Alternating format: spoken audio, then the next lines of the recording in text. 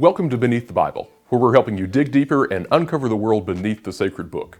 It's October, the month when we start to see all the spooky decorations in the store and around the neighborhood. It's the one month we all seemingly set aside to indulge in being scared. It's the month we collectively think about the supernatural. But it seems like as soon as November rolls around, we go back to not thinking about those things. But the people of the ancient world had a much greater appreciation for the supernatural world. And this month, we're going to try to step into that ancient worldview.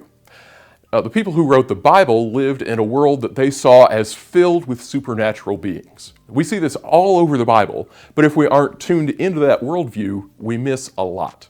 And in the next couple of weeks, we'll look at a couple of specific supernatural beings, Lilith and Azazel. So be sure you're subscribed and hit the notification bell so you know as soon as those videos are published. Today, we're going to be looking at the Near Eastern traditions around demons, exorcisms, and supernatural beings, and how those beliefs appear in the Bible. Now, this is not going to be an exploration of the occult or a deep dive into the world of demons. So if that's why you're here, sorry to disappoint you. Today we'll be strictly looking at how the supernatural worldview of the ancient Israelites and their neighbors is important to understanding many passages in the Bible. Now, with that disclaimer out of the way, let's look at the supernatural worldview of the ancient world and how understanding it can help us read the Bible better.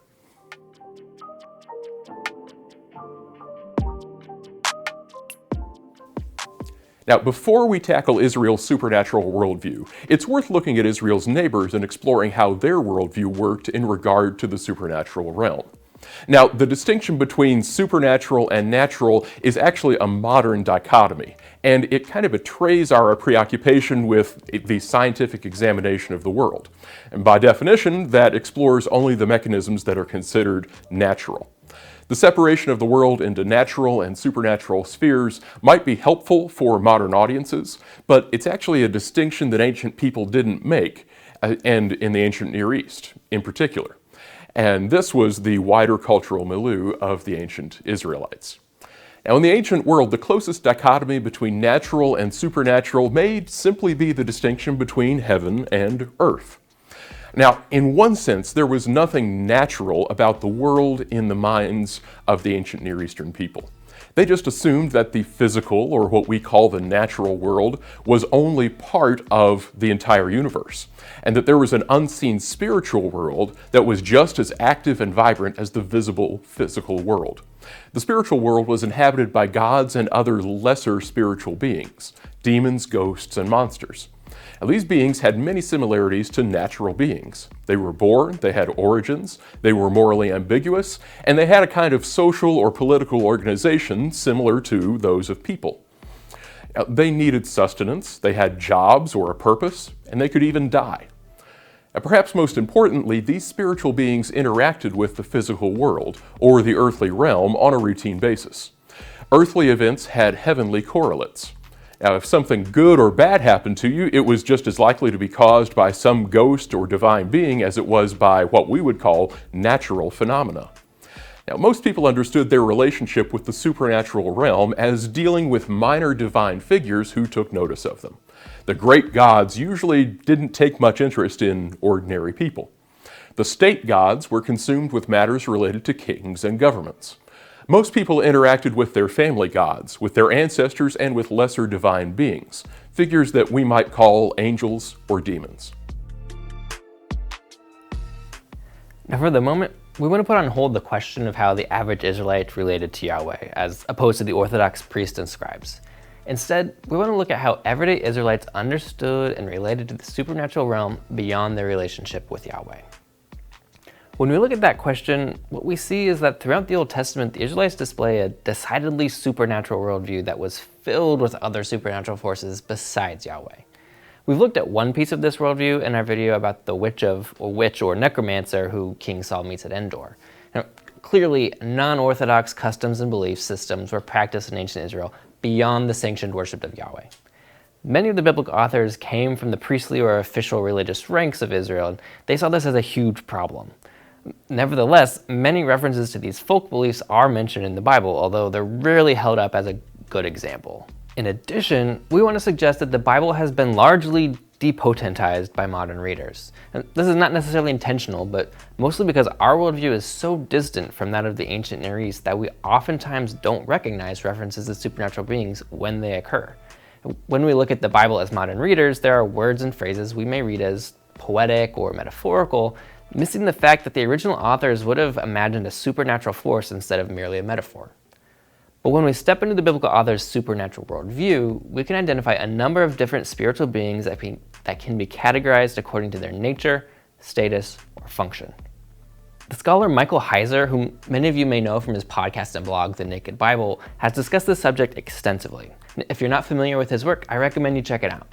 In addition to his podcast, he has published multiple academic monographs about the supernatural realm as it is presented in the Old Testament. Dr. Heiser has recognized multiple terms and ways of identifying supernatural beings in the Old Testament, including those that serve God and those that we might call evil spirits.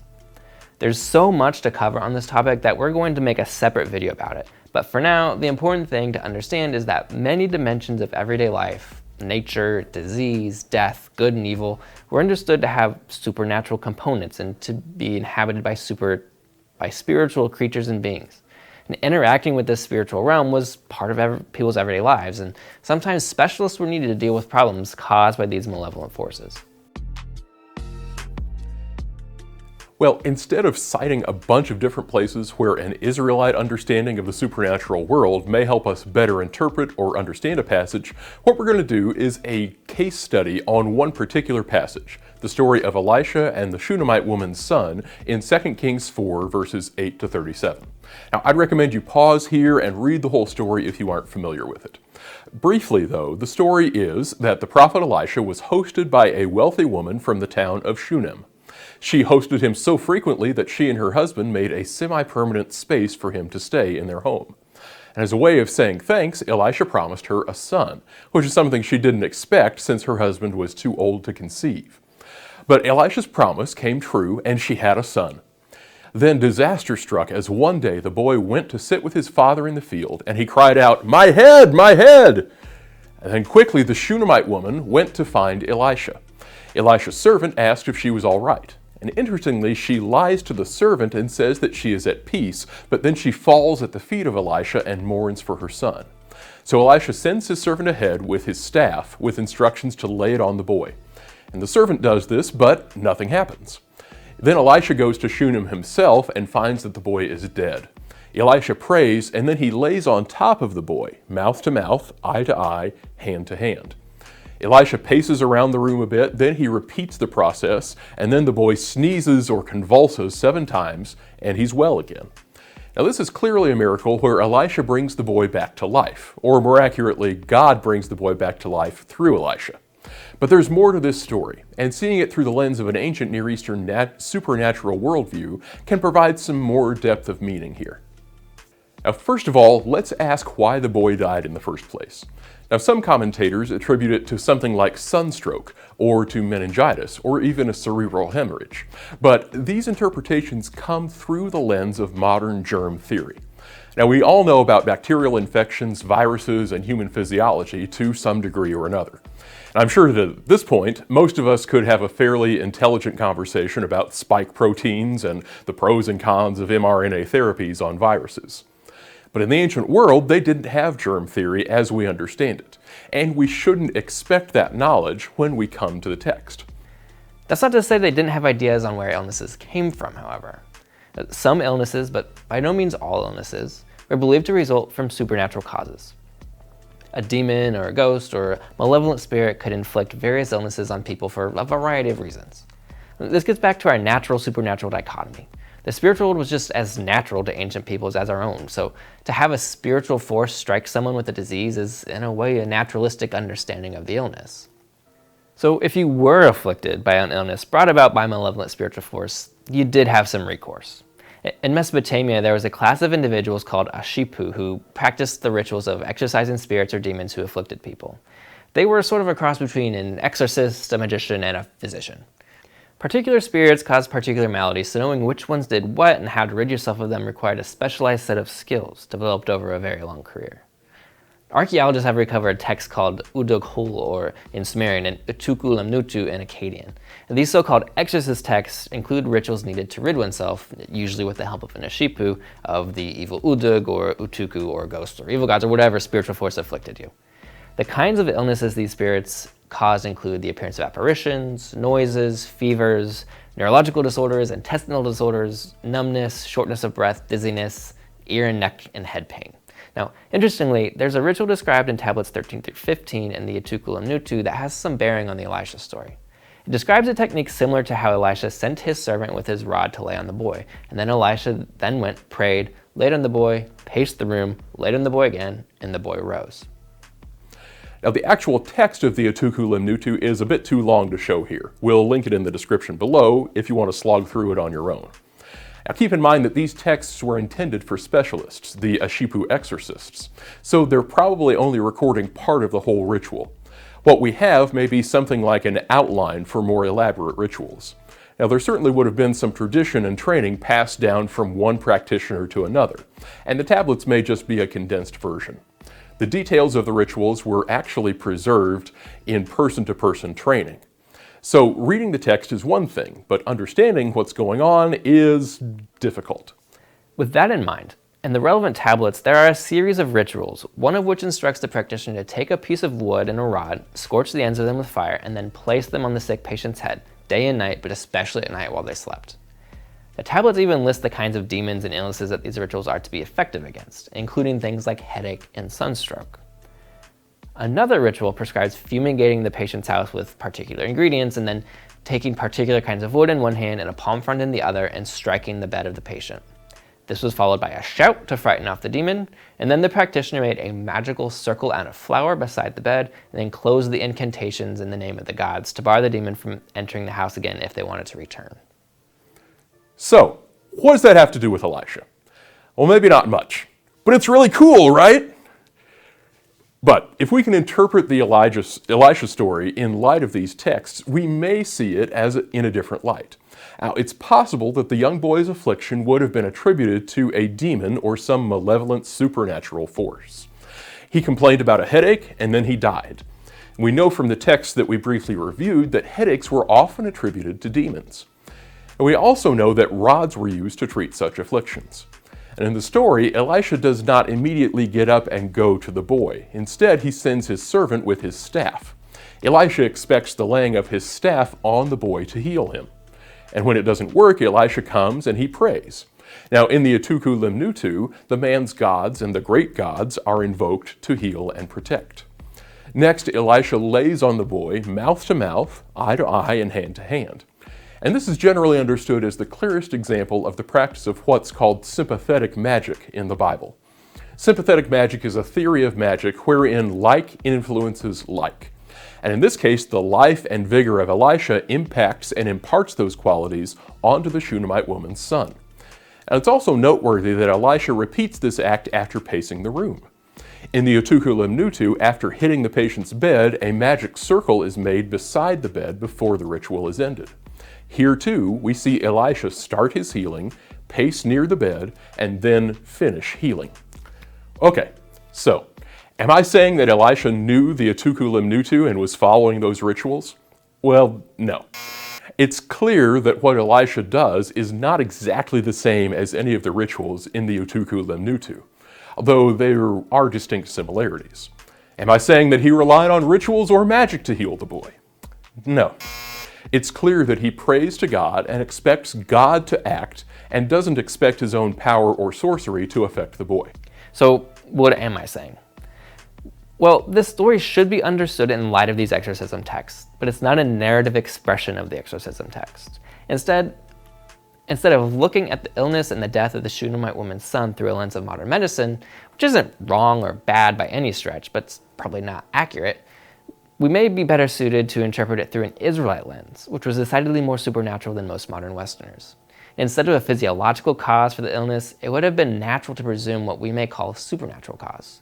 If that was the case, then a supernatural cure, even one influenced by exorcism practices of the ancient world, would have been a natural and expected method of healing. In our video examining the Witch of Endor, we saw that at least some Israelites practiced necromancy in a way that was common across multiple cultures in the ancient Near East, even though they weren't sanctioned by Israel's religious leaders. It's possible, even probable, that exorcism practices were similarly practiced, and that this is the context to understand the Elisha story. It's ultimately the power of God that raises the boy from the dead through Elisha, but the underlying cultural context is likely one of healing by exorcism. Now, like so many things that we cover on this channel, I want to emphasize that you don't need to have all this background knowledge in order to read and understand the Bible for yourself. It just helps to have this information to be a better reader and interpreter of the biblical text. Now, the ancient Near Eastern worldview was so different than our own that, like we've said, there's a lot we miss when we don't understand those differences. And that's why we want to help you understand it. Now, we also aren't going to comment on the reality behind the supernatural worldview of ancient Israel. That's beyond the scope of what we do here. Now, for us, it's sufficient to say that this was the worldview of the ancient Israelites. And in order to understand the Bible, you need to understand how they saw the world. Now, at the same time, we don't need to adopt the worldview of the ancient Israelites in order to read the Bible faithfully or to have correct beliefs today. We can allow the Bible to be a product of its own time and place, and when we understand that time and place, we can apply the Bible better in our own time and place. Finally, I think that understanding the spiritual world of the Israelites helps us to kind of push back against the depotentization of our own world today. The Israelites saw the world as alive with spiritual activity that was unseen by human beings, but which nevertheless impacted their lives and with which they interacted every day.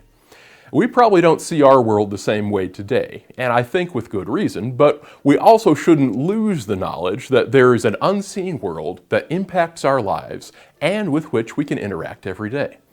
Now, personally, I don't think that this spiritual world is filled with all the same kinds of good and evil forces and beings that the Israelites believed in. But I do believe that the world is infused with the activity of God, and that activity is accessible to us in our everyday lives. If we lose that perspective, if we believe that the natural world we see is all there is to reality, then we'll miss the activity of God and the opportunity to join in the ways God is working in the world, even today. Thanks for joining us for this Beneath the Bible video. Be sure to give this video a like and subscribe to our channel so you don't miss any future videos. If you learned something new today, take a minute to share this video with your friends. And until next time, keep digging.